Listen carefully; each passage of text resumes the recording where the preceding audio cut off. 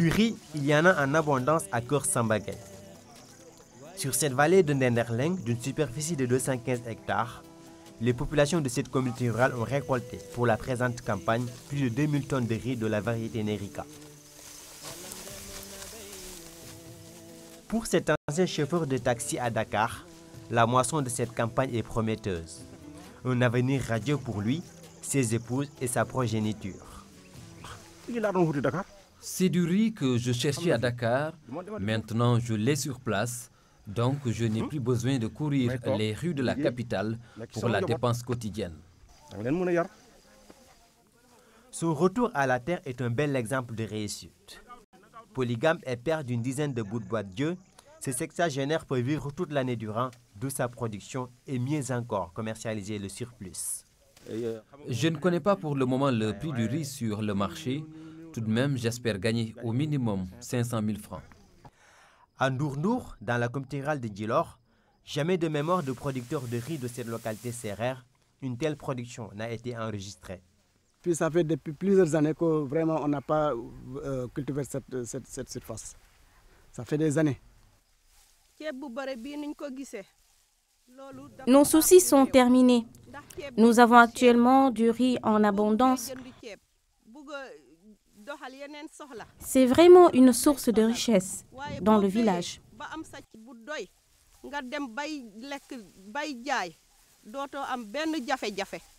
Cette année, les producteurs des vallées de Ndenderleng, Bolimandao et Ndournour, aménagés par le projet USAID ou l'ANAFA, ont eu de très bons rendements, en moyenne 3 tonnes à l'hectare, une production record dans le département de Foundiougne. Nous avons appuyé la production dans 10 bas-fonds, ce qui nous permet de faire passer les superficies cultivées de 102 hectares à 533 hectares et la production de 143 tonnes à plus de 2000 tonnes à l'hectare. La maîtrise parfaite de l'eau à travers la mise en place de diguettes, la distribution des intrants, le respect de l'itinéraire technique et surtout une bonne organisation des producteurs ont fortement favorisé l'amélioration de la productivité dans cette zone. Il y a à peu près 700 à 800 mm cette année-ci. Bon, ensuite, il y a aussi l'effet des 2 barrages, des 2 diguettes qu'on a construit avec l'ANAFA et USAID. Ça nous permet d'étendre les superficies qu'on a cultivées. Bon, ensuite aussi, il y a le comité de gestion. On a une bonne organisation cette année-ci avec le comité de gestion. On a labouré, maintenant les populations sont venues, on leur a donné des terres, on leur a donné la semence. Bon, maintenant ils vont travailler. Après la récolte maintenant, comme vous avez vu, on a dit peut-être au mois de janvier sera maintenant la date pour qu'ils commencent à rembourser la redevance. Pour une appropriation des bonnes pratiques culturelles, le projet a mis en place des parcelles témoins au milieu des champs des producteurs.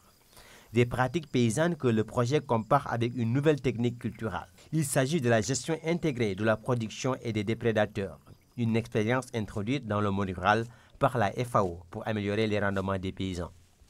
On leur apprend à appliquer les bonnes pratiques agricoles, par exemple.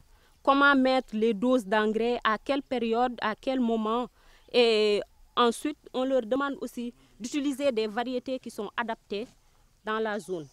En plus de cela, pour la GIPD aussi, on leur apprend à ne pas utiliser des pesticides. La mise en valeur des bas-fonds et l'appui des producteurs a créé un engouement sans précédent dans le département de Foundiougne. L'État, à travers ses services techniques, se charge de l'encadrement et du suivi de ce programme. Pour produire, il faut de la bonne semence. Voilà, donc actuellement, il y a presque 5 variétés qui sont déjà dans la zone. Et la multiplication de ces variétés se poursuit. Donc déjà le producteur connaît les variétés qui permettent de booster la production, de booster le rendement par rapport aux variétés moins productives. Donc nous on conseille aux producteurs d'appliquer ces nouvelles variétés. Une chose est de réussir une bonne campagne rizicole dans ces zones de production. Mais l'épine dorsale de la riziculture sénégalaise réside dans la post-récolte. un élément important dans le processus de l'autosuffisance en riz dans le monde rural.